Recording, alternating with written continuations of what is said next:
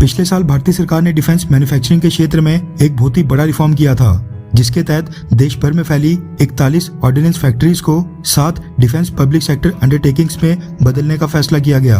ये सारी ordinance factories profit के बजाय सरकार को हर साल काफी लॉस करवा रही थी। हाल ही में controller auditor general of India यानी कैग ने भी एक रिपोर्ट पेश की थी, जिसमें उन्होंने ये खुलासा किया था कि ऑर्डिनेंस फैक्ट्रीज देश को किस तरह से करोड़ों रुपीस का नुकसान करवा रही हैं और ऑर्डर्स टाइम पर ना पूरा करने के कारण कई डिफेंस इक्विपमेंट के प्राइसेस भी बढ़ रहे हैं। इसके चलते सरकार को ये मेजर रिफॉर्म करना ही पड़ा था। भारतीय सरकार के इस फैसले को लेकर पिछले कुछ सालों से ऑर्डिनेंस फैक्ट्रीज के वर्कर्स और एम्प्लॉइज बहुत ही प्रखर होकर प्रोटेस्ट कर रहे थे, विरोध प्रदर्शन किए जा रहे थे और सरकार को हड़ताल पर जाने की धमकियां भी दी गई थी। हालांकि केंद्रीय सरकार ने इन सभी वर्कर्स और एम्प्लॉइज की बात नहीं मानी और सरकार ने जो डिसाइड किया था वो करके भी दिखाया।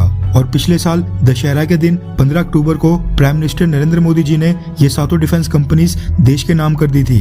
ये सही फैसला था या फिर गलत, हम इसके ऊपर बात नहीं करेंगे। जब भी कोई सरकार इस तरह के बड़े और मुश्किल रिफॉर्म्स करने का फैसला करती है तो इसमें नुकसान होने का बहुत ही खतरा होता है। नया सिस्टम लागू करने और रिजल्ट सामने आने में काफी समय लगता है, फिर चाहे सरकार की मंशा कितनी भी अच्छी हो। कई बार तो मंशा अच्छी होने के बावजूद रिफॉर्म्स काम नहीं करते हैं। लेकिन 41 ऑर्डिनेंस फैक्ट्रीज को 7 पब्लिक सेक्टर अंडरटेकिंग्स में बदलने का जो फैसला भारतीय सरकार ने पिछले साल किया था, उसने इस बार बहुत ही पॉजिटिव असर दिखाना शुरू कर दिया है। रेफरेंस के लिए आपकी स्क्रीन के ऊपर द इकोनॉमिक टाइम्स के आर्टिकल का स्क्रीनशॉट है, जिसके मुताबिक 41 ऑर्डिनेंस फैक्ट्रीज को आपस में मर्ज करके जो 7 नई डिफेंस कंपनीज बनाई गई थी, उनमें से 6 कंपनीज ने अपने पहले 6 महीने के ऑपरेशंस में लॉस की बजाय प्रॉफिट शो किए हैं। अब ये खबर अपने आप में इतनी खास इसलिए हो जाती है क्योंकि इन सब ऑर्डिनेंस फैक्ट्रीज ने प्रॉफिट तो छोड़ ही दो, पिछले 3 सालों में कुल मिलाकर 1775 करोड़ रुपीस का एवरेज 6 मंथ लॉस शो किया था। रिपोर्ट के मुताबिक 7 में से 6 डिफेंस कंपनीज ने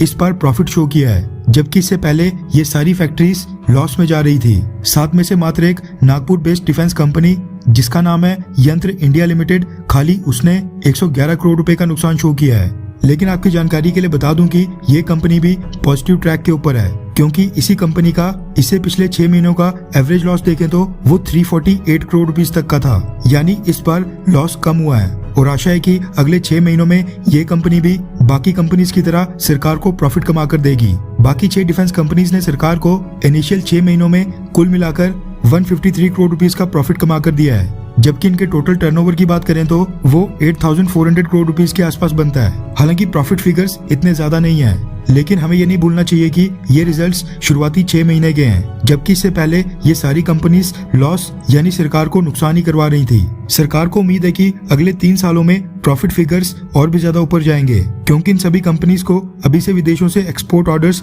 मिलना शुरू हो चुके हैं। डिफेंस मिनिस्ट्री के अधिकारियों का कहना है कि ऑर्डिनेंस फैक्ट्रीज के कॉर्पोरेटाइजेशन से अब इनकी एफिशिएंसी, कॉम्पिटिटिवनेस और अकाउंटेबिलिटी काफी और कई गुना ज्यादा बढ़ गई है और नए रूल रेगुलेशंस के साथ ये अब रिस्पॉन्सिबिलिटी के साथ काम कर रही हैं। यानी 200 साल पुरानी व्यवस्था के साथ चल रही ऑर्डिनेंस फैक्ट्रीज को कॉर्पोरेटाइज करने से देश का न सिर्फ नुकसान होने से बच गया है, बल्कि यही 7 नई डिफेंस कंपनीज देश को अब प्रॉफिट कमा कर दे रही हैं। खैर, वैसे आपको क्या लगता है कि क्या मोदी सरकार रक्षा के क्षेत्र में पर्याप्त काम कर रही है, हाँ या फिर ना?